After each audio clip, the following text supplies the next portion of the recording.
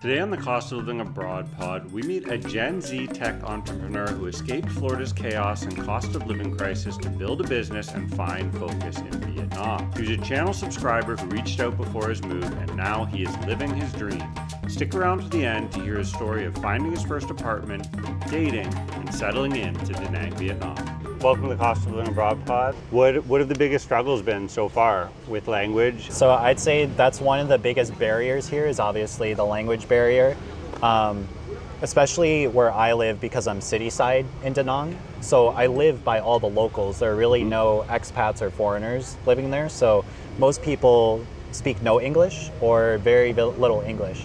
So in order to communicate, we usually have to use translator over there. And yeah, so I would say that's the biggest barrier is just the language barrier. But Vietnamese people are very patient with you. They'll help you out even if you're not speaking Vietnamese. But they will like you more if you try to speak some Vietnamese, of course. But yeah, basically just using translator when I need to, and using Vietnamese where I can. People here really, like vocally and visually, get excited if foreigners try and speak Vietnamese, right? No matter how terrible it is, they literally are like, they're like fired up for you're like proud. They're so proud of it, right? They're proud of the language. Yeah. They're definitely still excited and proud to have visitors and guests like us here. Are you planning on living abroad or nomadically, for another decade, or is this just a pit stop along the way? Like, how do you see it in your big plans? I like to approach traveling a little differently than most people. I'm not someone who likes to hop around every couple of weeks or spend a month in one country and then a month in another country. I really like to move somewhere and get a really good feel and establish roots of a place. So I prefer to stay in a place for at least 6 months to a year, really get a good feel to see if I like it. But I came here with the intention of living here long term, and that's my plan, is to stay in Vietnam long term. So that could be forever. It could very well be. It could be a few years, right? So yeah, and I'm living in Da Nang right now. I may go to Saigon, try living there for a little bit, see what it's like. But yeah, I will most likely stay in Vietnam long term. That's really my plan. Most people online are incorrect in assuming there aren't long-term visa options. There's plenty, whether it's through work, investment, marriage, or through education, right? So there are plenty of options to stay long-term. And then, I don't know if you read recently, but literally last week, citizenship for foreigners was approved, which is rare. Not just in Southeast Asia, in general in the world. It's not a common thing to have that. So now there's a real legitimate way to immigrate to Vietnam and become Vietnamese. And it requires either, you have to live here for 5 years. There's a language component, but it's not like, I think it's the equivalent of like someone immigrating to the States and having to pledge allegiance to the flag or something, right? It's not like you have to become a fluent Vietnamese speaker. So, and then of course, if you have kids or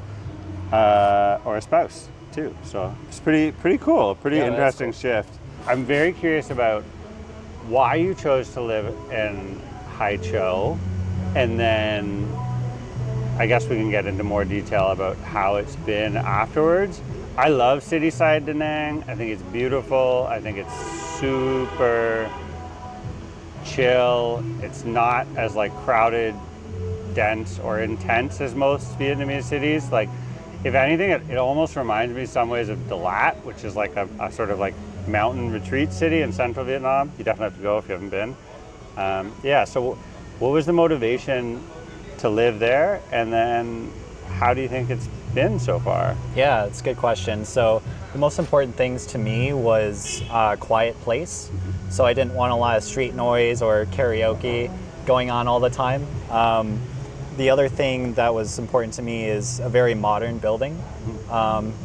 So I just wanted a place where there wasn't going to be a lot of molds or any issues with that.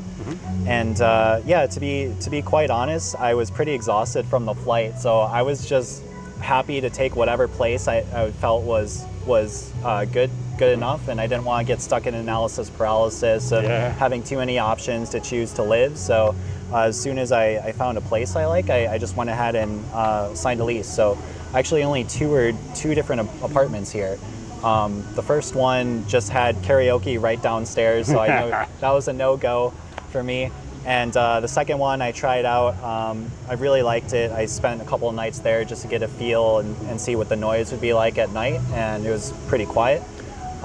So yeah, I just ended up signing a lease at that place and just went for it. If you're thinking about moving to Vietnam, I actually made a 60-minute masterclass. This is really for people who are like on the fence, unsure if it's for you or not. It's an entry point into the basic setup and logistics of your first 30 to 180 days here.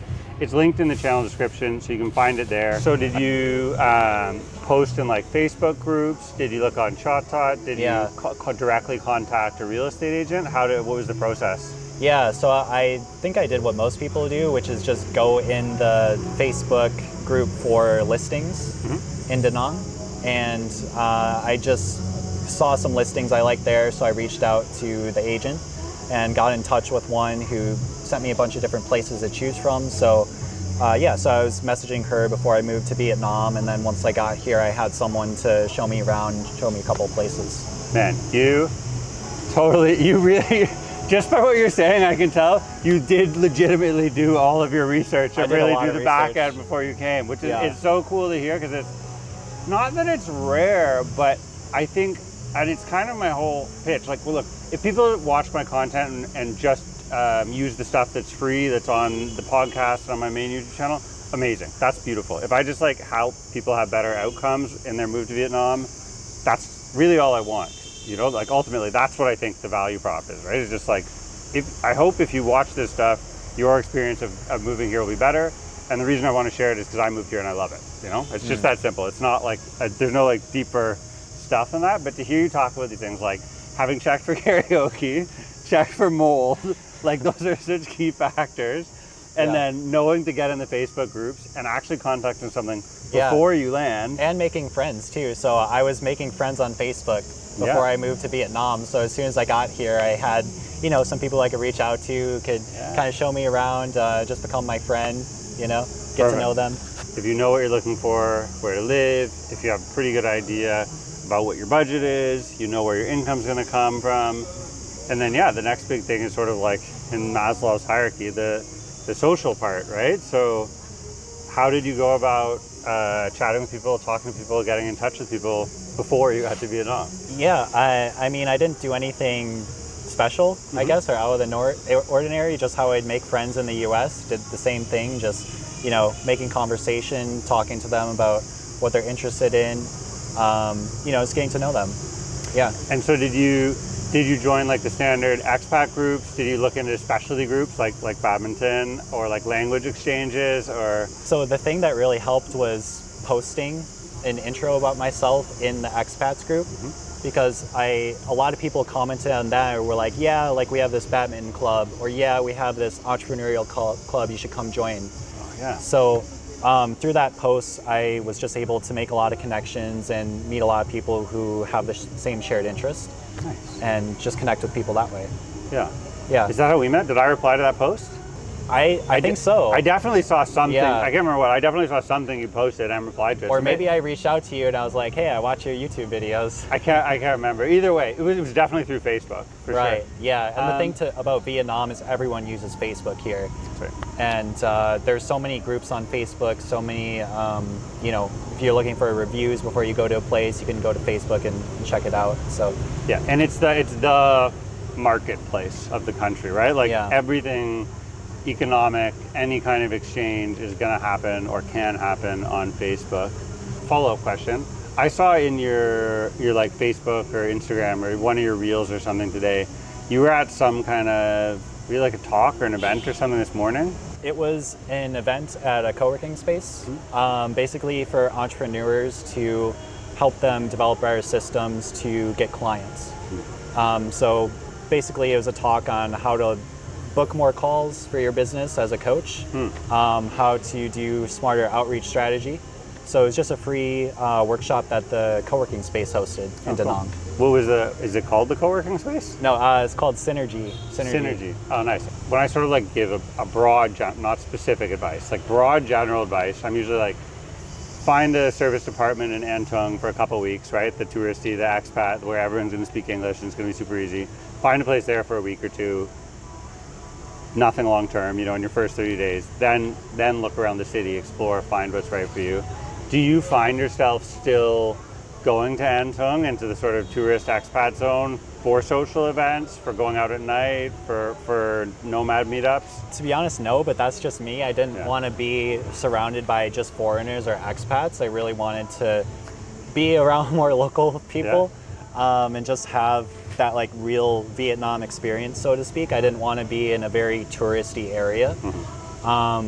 And so yeah, I knew I didn't want to go to like the hot tourist spot here on the beach side, even though it's very nice. I find that whenever I come over here, there's a lot more pitching that's done to you. So people always trying to like sell you something, whether it's like coffee or renting a motorbike, and that gets quite annoying after a while.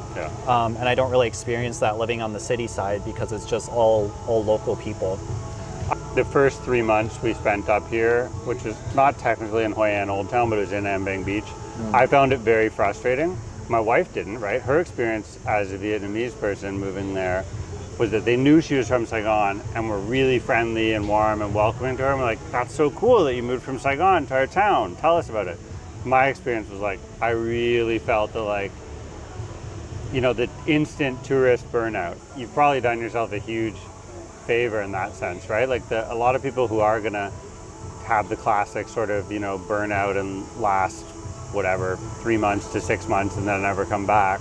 That's what's gonna happen to them, right? They're gonna end up in an expat or a tourist bubble, start to be repelled by it, and then never break, right? Like never break through it into the rest of the place, the rest of the country, the rest of the experience. Yeah, and the thing about Da Nang is it's pretty easy to get around. And it's not a massive city like Saigon. So, I can be to the beach in 15 minutes if I want, which a lot of people say is a lot of time, but I feel like that's not bad. No. Are you closer or farther from the ocean than you were in Tampa? I am closer. There you go. Yeah. Yeah, no, in Florida I had to drive like 45 minutes to get to a real beach because I was in Tampa, but the beaches are 45 minutes west in St. Pete.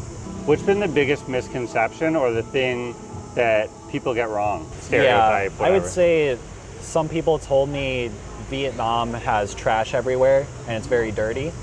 And after spending some time here and living here, I feel it's actually pretty clean most places.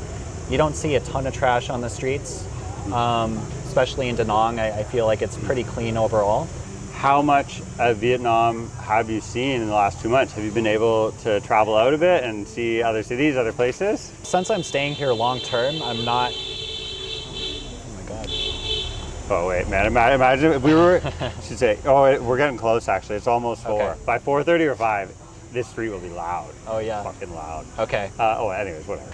Since I'm staying here long term, I'm not really in a rush to see everything. I like to really discover the city I'm living in and get a good feel for it. So most of my time has been exploring Da Nang and getting to know this city. I was in Saigon last week, and that was definitely a big city experience. Yeah.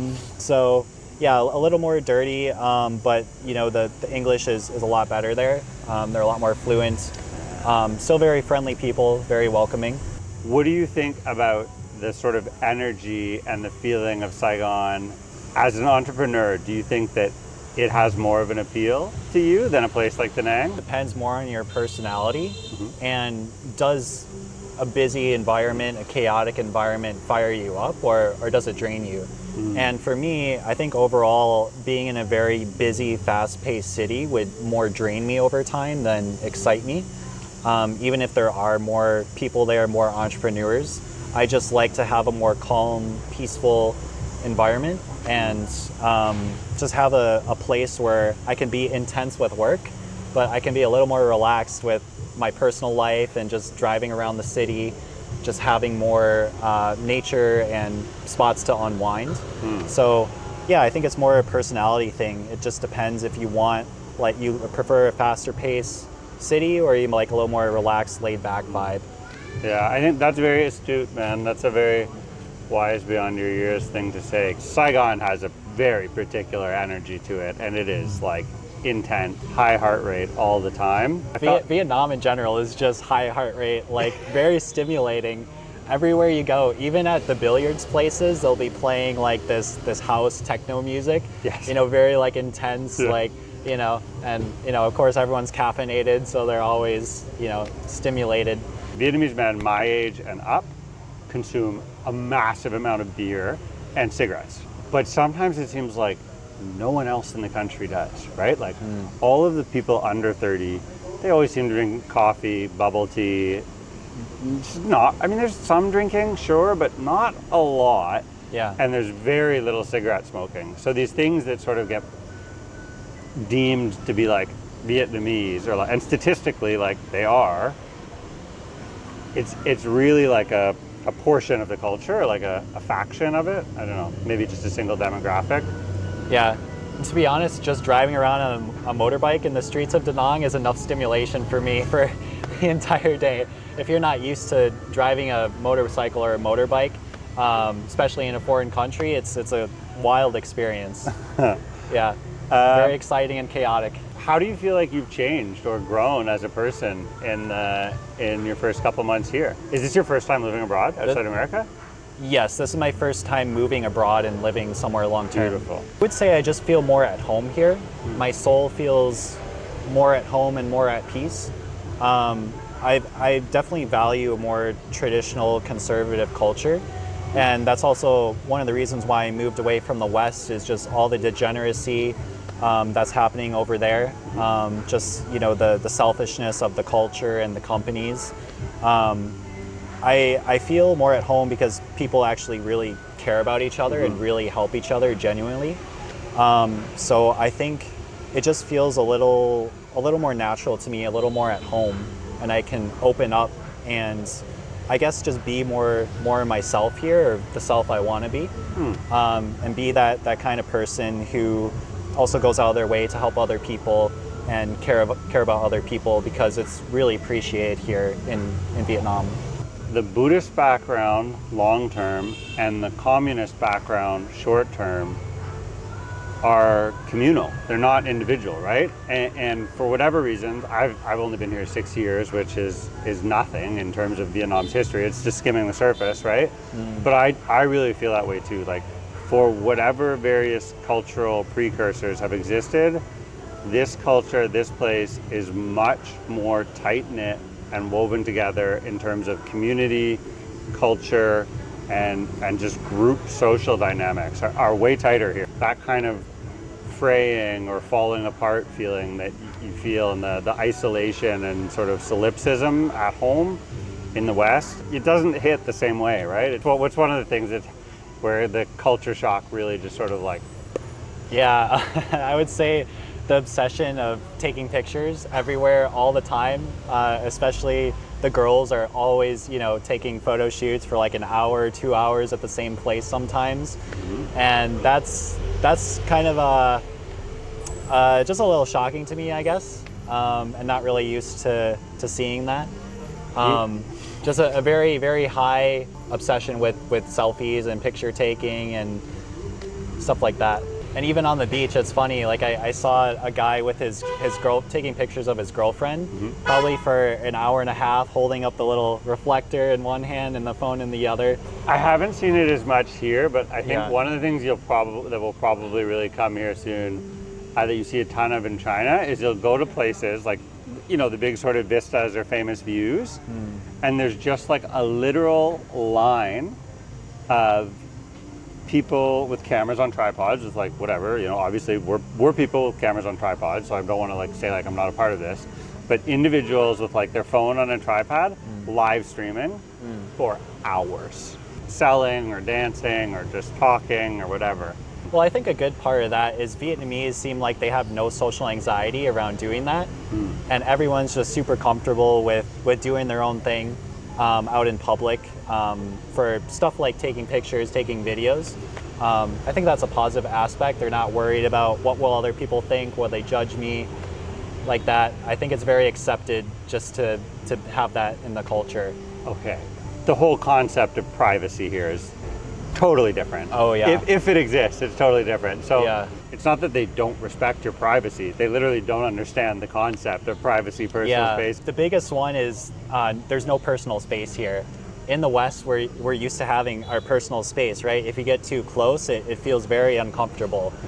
So I'll give you 2 different situations where there's no personal space at all. The first is just driving around on a motorbike in general. People drive so close together that they're almost hitting you, or when they're merging in front of you, they're almost crashing into you. The second one is I was just walking around in a grocery store and a girl was looking for something, and she literally walks up to me maybe like 6 inches from my face. She's looking that way, but she's standing this right here, face to face.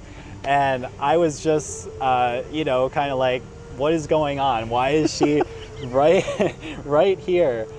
So she was standing here for maybe 4 or 5 seconds, and then she walks away and goes. At first, when I thought here, I was like, are these women hitting on me? Is this the way of flirting things? I remember the same thing, like being in stores where someone would come up and just like stop where like our arms were touching, and I'd be like, do you not realize our arms are touching, lady? Like, what is this? What is going? But I really don't think it was a come on at all. It's just like, yeah. And it's just a different perspective, with the traffic thing. Like, it's actually a positive thing for people to just go with the flow and not hold other people up. That would be seen as rude if you're keeping a lot of space, that in a way you're not allowing people to flow or get to where they need to be. So I think it's just a cultural difference that we have, whereas we value more personal space, but here, since it's more communal, they just value everyone being able to get to where they need to go and not holding other people back. Yeah, it's like no one looks over their shoulder here on the motorbikes, because the idea is like everyone is always merging, right? Like it's 100% of the time everyone is merging. So you should just be going forward and merging into the space in front of you.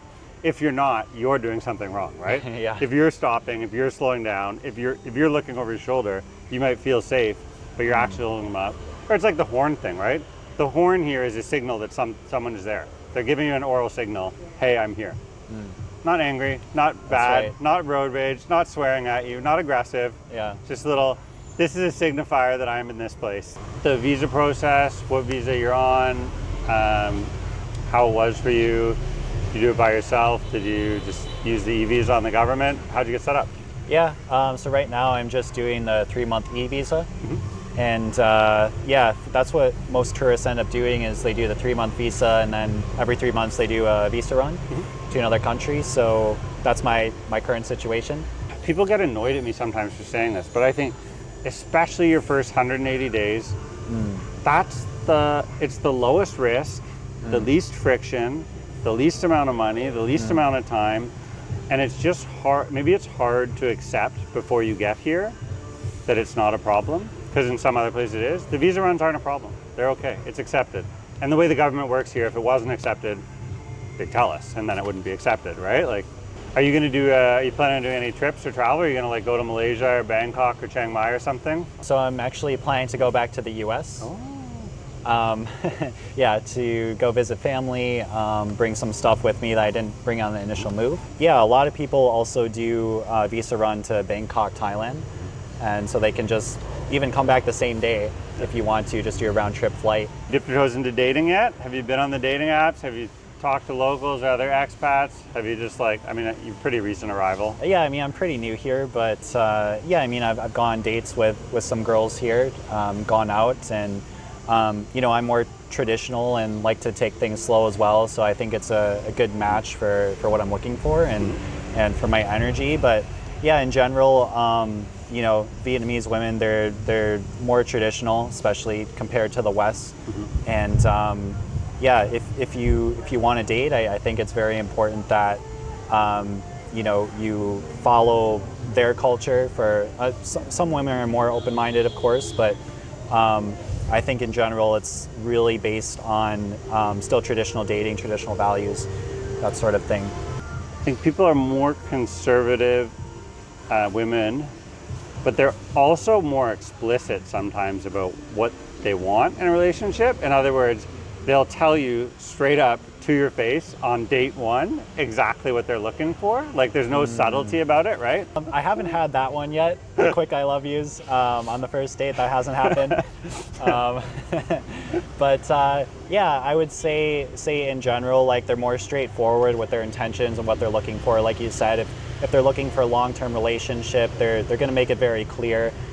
Even if it's not explicit, they're going to show that through their actions.